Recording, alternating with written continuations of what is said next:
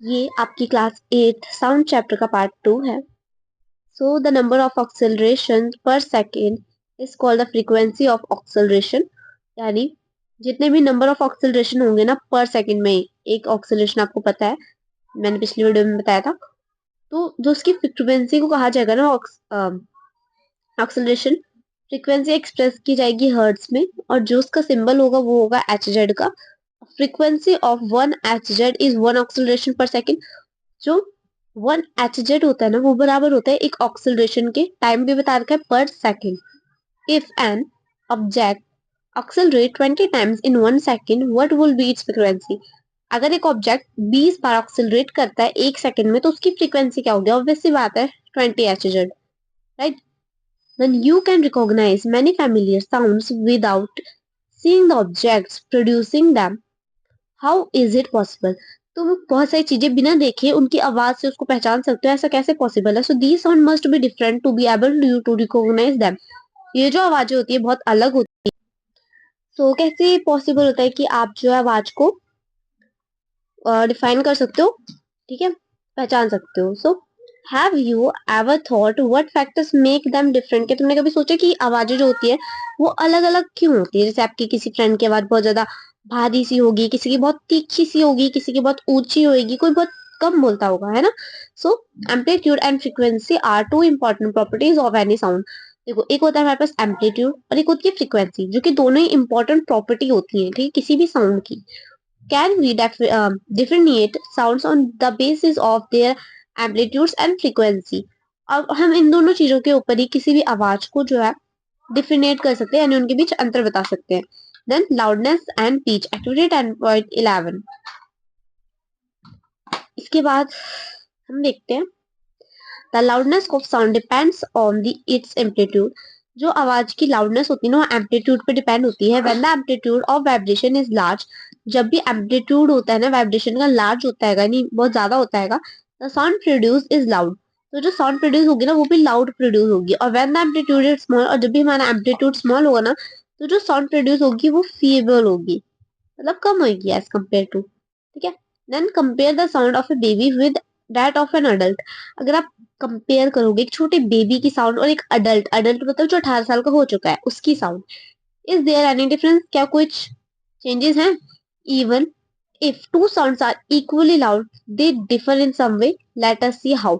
अगर दोनों आवाज सेम सेम सी भी होगी ना फिर भी वो डिफर करेगी, यानी अलग होगी, कैसे वो देखते हैं।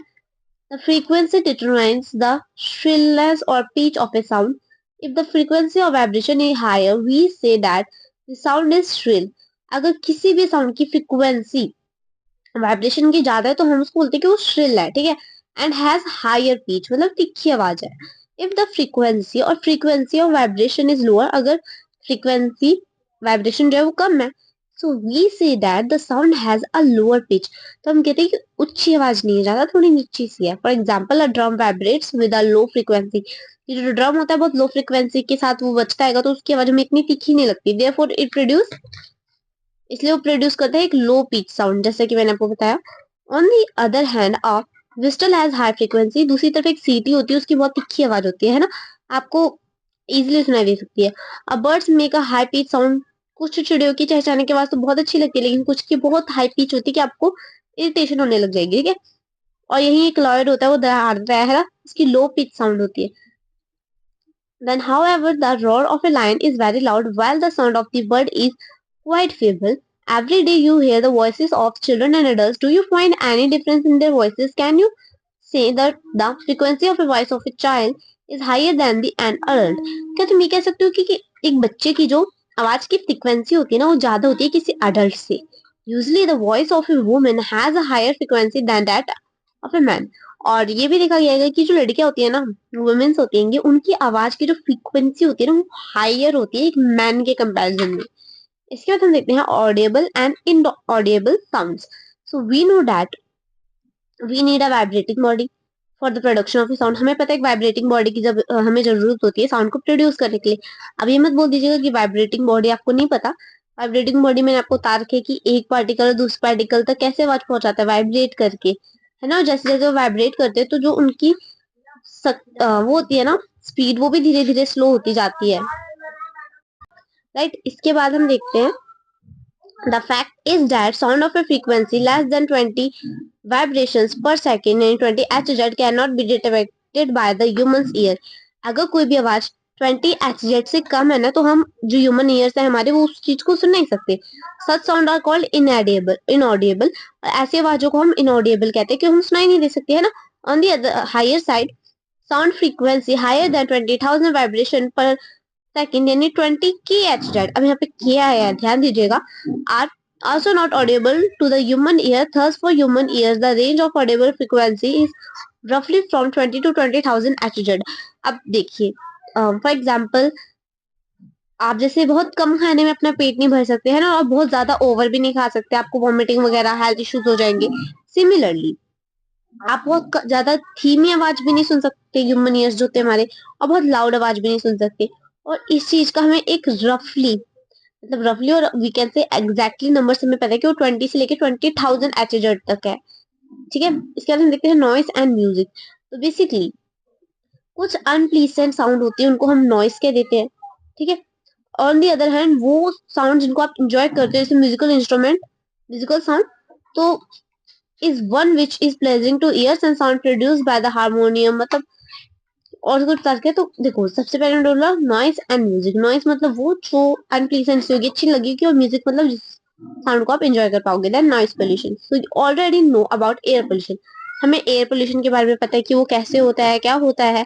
Presence of unwanted gases and particles in air is called air pollution. Air pollution क्या होता है? अनवांटेड गैसेस, पार्टिकल्स होते हैं एयर के अंदर, उसको हम एयर पोल्यूशन कहते हैं. सिमिलरली, प्रेजेंस ऑफ एक्सेसिव और unwanted sound in the environment is called noise pollution.